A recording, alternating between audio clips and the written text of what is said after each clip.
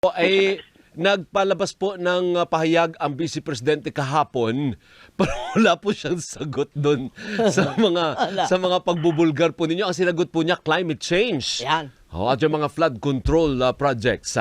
Anong masasabi ninyo, Senator Sani?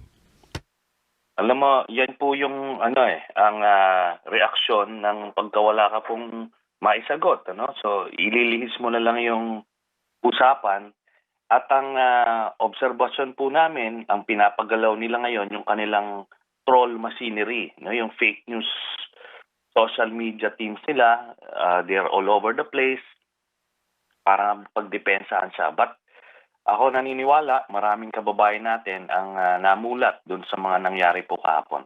Opo. Pero natanong ko si sorry pa isa lang. Okay, go. Natanong ko si Congressman Chua kanina kung ang mga isiniwalat ba kahapon ay sapat na para ideklarang may ill-gotten wealth si Vice President Sara Duterte. Ang sagot niya, hindi pa, antayin natin na matapos lahat Okay. saka tayo mag-conclude. What about you, Senator Sani? At this point, kaya na bang ideklarang may ill-gotten wealth si Vice President Sara Duterte?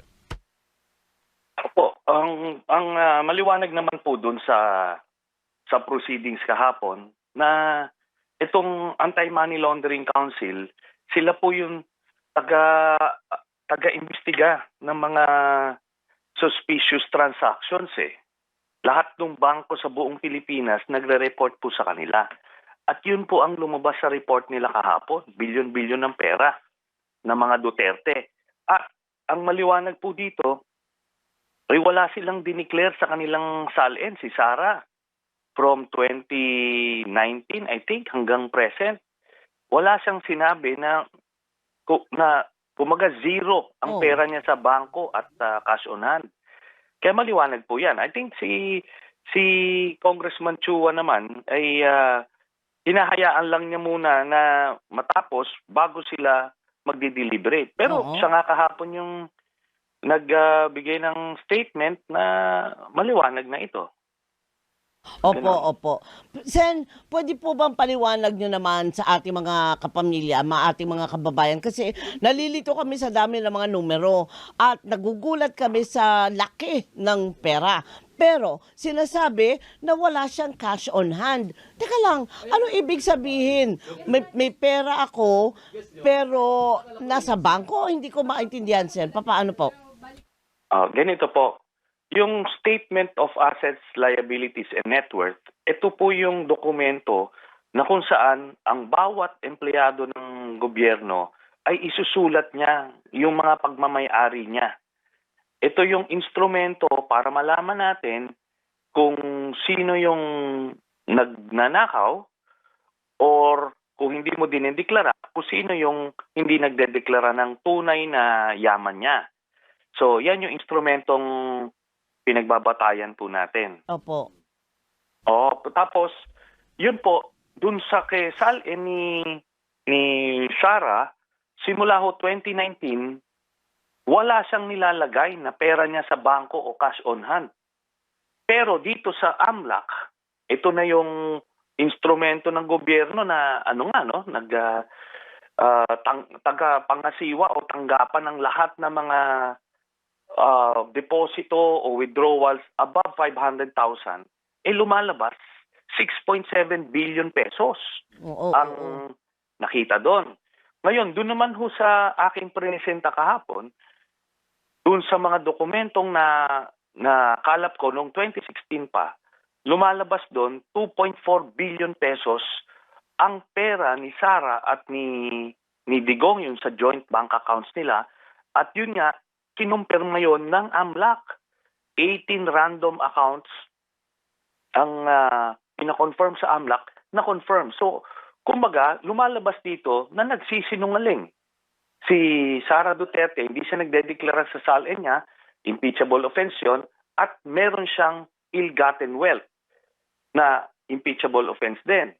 Tapos yung isa ko pang ni-report na at least 180 million pesos na nakuha ng Duterte family ay galing sa isang drug lord. That's another impeachable offense. Yun po yun. Opo, at saka Ayun, salamat po, Sen. yung hindi lang si Vice President Sara, based dun sa mga testimonya kahapon, ang dami rin pala nakinabang na miyembro ng pamilya Duterte, Senator Sila Sani. buong pamilya. Pati yung common law wife and yung daughter, kasali rin. Ang hindi lang Oh my kasali, goodness. yung legal wife. Ayaw si nga, wala. Elizabeth. Wala, hindi kasali Opo. yung legal wife, Senator Sani, ano? Yes, wala po yung yung kanilang nanay. So dito po lumalabas, ano po yan cheque po yan. Kaya nga maliwanag ito, hindi nila to ikakaila kasi cheque na manager's check na yan, for example, kay Baste, 10 million mahigit. Nakapangalan sa kanya. Yun po ang nagbigay, drug lord. Tapos ito kay Sara, 7.4 million, 2 beses habang mayor siya. 2011 to 2013 po yan. Yan lang yun po yung may cheque na maliwanag kung nagaling doon sa drug lord.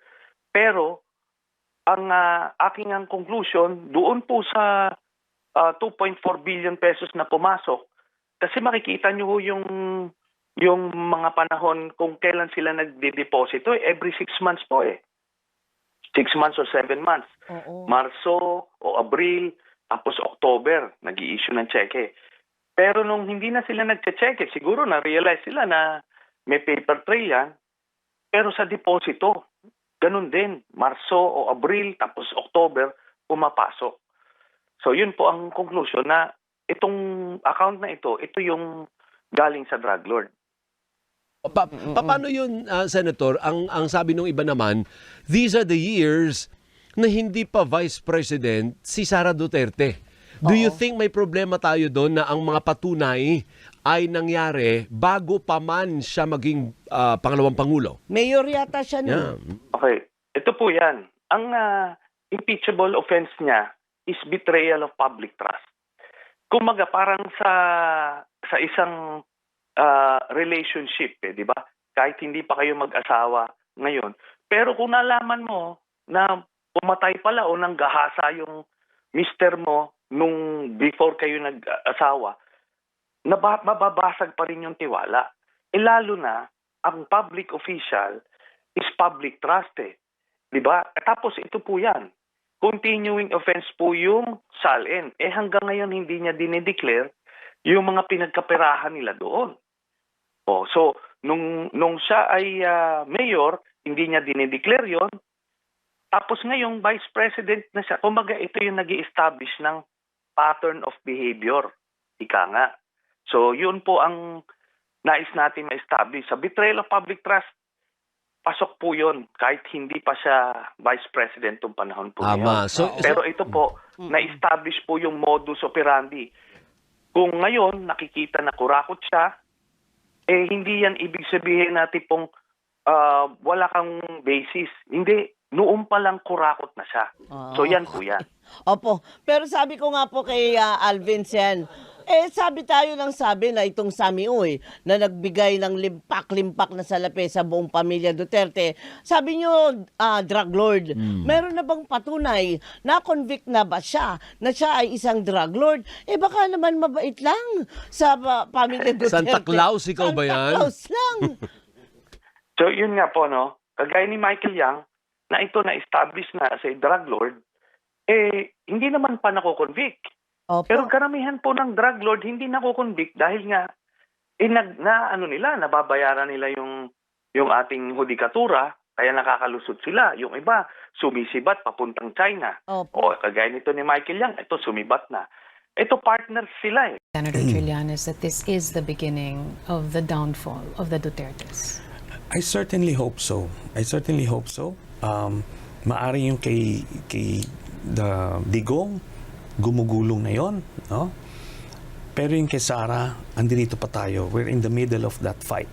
And remember, the Duterte family, bata pa ito mga ito So, even if assuming they won't win in 2028, they would still be eligible sa 2034, then 2040 and down the road, di ba? So, kailangan eternal vigilance dito. Perpetual vigilance. Kasi the Duterte family, ang motivating force nila is vindictiveness, vengeance. Kaya, kailangan natin magbantay. Why is that so important to you, Senator Trillanes, that no Duterte will ever again assume public office? Bakit napaka-importante sa inyo na hindi sila makita sa isang posisyon na maselan sa gobyerno nito? Kasi po na-profile na namin sila, no? Every member of the family.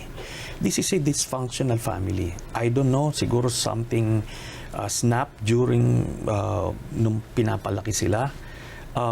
But it is what it is. Nakita ko how they misuse and abuse power when they have it. Hindi ito mga generous o magnanimous personalities, kundi ano sila. Kaya makikita mo lumalabas sa bibig nila palagi, bullying, di ba? Threats, ganyan. Puro violence, no? Yun ang maririnig mo. And yun yung molde ng Duterte. Kaya, wag na. Let's not risk it. Yun yung pananaw ko at yung mga kasamahan ko. Kaya, mission sila as far as we are concerned. But you've been very consistent, and yet he still won the presidency. How sure are you that this won't go the same way again? Kasi eto na naman po kayo, nagsasalita laban sa kanila. Pero may 2028 na parating, and you've seen the numbers. Yes, and kaya nga this time, mas maaga pa lang minumulat na. And the impeachment trial is one effective platform para imulat yung mas maraming kababayan natin. Noong kasi, back in 2016, I only had a few months when I was able to get these accounts. April na ito And nung time na yun talagang the Filipino electorate was so mesmerized by the Duterte myth at that time. Untested pa siya nadadala sila dun sa mga antics ni Duterte. Hindi na ako makapenetrate. So nung nanalo siya, si Duterte, out of respect dun sa boto ng mga Pilipino, I stepped back. Hinayaan ko siya, sige nga, we were hoping against hope na the majesty of the office would overwhelm him and force him to do what is right for the people. Kasi hindi, day one pa lang, patayan as si, teka muna, nakita namin, paano na to, ba? Anong gagawin? So, I joined Senator Laila dun sa investigations niya. Nakita namin, talagang, all the power of the government were used against us, Then talagang we were using our voice as a senator, pero talagang nung time na yun trineten yung media, then magsalita ka lang nun, mag-post ka lang ng negative sa Facebook, isa-swarm ka na ng mga trolls nila, di ba? So, ini-intimidate ka, itotokhang ka raw, ganyan. So, ganun, that's what we were up against. Until, yun na nga, may dumating at sinabi yung option na, sige, explore natin yun. Then, here we are. Yan po yun. Do you think, here we are, do you think where we are right now could have been possible if the unit team were still intact? No, to be honest, no. Kasi we were able to gain so much headway nung naghiwalay na sila. And yun ang blunder ni Digong kasi he was so parang so full of himself, so confident about he would be able to bring down the Marcos from power in a snap na on his mere say so. Yun ang problema niya. Nung nagpapahapyaw siya, then eventually he was outwardly calling for the military to withdraw their support from the president, nakita niya hindi ganun kadali. So ngayon, nag-panic na siya. He ran out of options. Pero by then, nawala na yung amor sa kanya, no? So yun na ngayon. Sabi mo, Senator, honestly, in so many words, you couldn't have seen, this gain so much traction and headway if the unit team were still intact.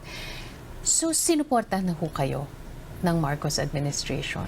Well, yeah, it goes without saying. Kasi hindi mangyayari yung mga ito, yung pagdala niya sa dahig. Would anybody think na mangyayari yon kung hindi yun ang ginusto ng administrasyon? Di ho ba?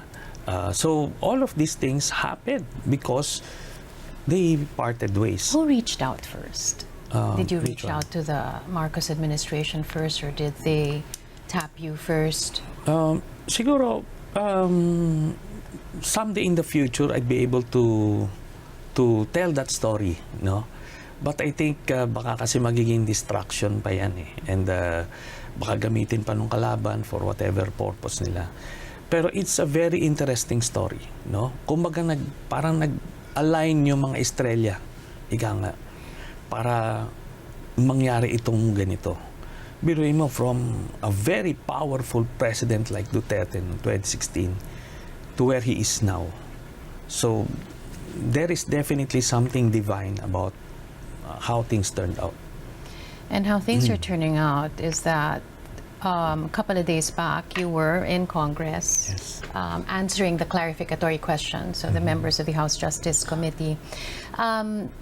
Alam na natin kung anong presenta ninyo. This has everything to do with the Vice President's impeachment proceedings. Yeah. But you've also filed cases in the past against the younger Dutertes, and you still have info on them. Yes. How damning is the info that you have? Gaano kabigat pa ba ang dadating sa mga Duterte? Okay. In a perfect world na talagang yung ahensya ng gobyerno would genuinely pursue kung ano yung totoong nangyari nung panahon ni Duterte, talagang nag-establish sila ng cartel nila, ng drug cartel nila to monopolize the illegal drug trade. Hinawakan nila yung customs para pasok na dito freely yung supply ng shabu from China. Yun yung partner nila, triad nila, no? So, they got rid of the local manufacturers, yung mga shabu labs, at ginawa nilang showcase yon para pakita sa tao na galit sila sa droga, talagang hindi nila alam, pinapatay yung mga local supply para sila na ngayon magpapasok. So, nakontrol nila yung presyo. Tumaas ang presyo nung panahon na yon kasi sila na lang yung supplier. So, sila na lang nag-profit doon. Then, nag-diversify sila. Kasi, na-realize na there's so much money in the government. Ito na, pinasok na yung Pharmally. Yung COVID, pinagkakitaan nila yon. And just one example, ito, imbisigahan pa lang ito. Yung Sinovac, pinatungan nila ng 3,000. All this time, akala ko 2,000 pinatong nila per vial. 3,000 pesos pa rin pinatong nila sa presyo ng Sinovac per vial. And we imported 30 to 50 million vials. So 100 to 150 billion pesos ang kinita nitong grupo nito, nila Duterte, nila Michael Yang, this cartel.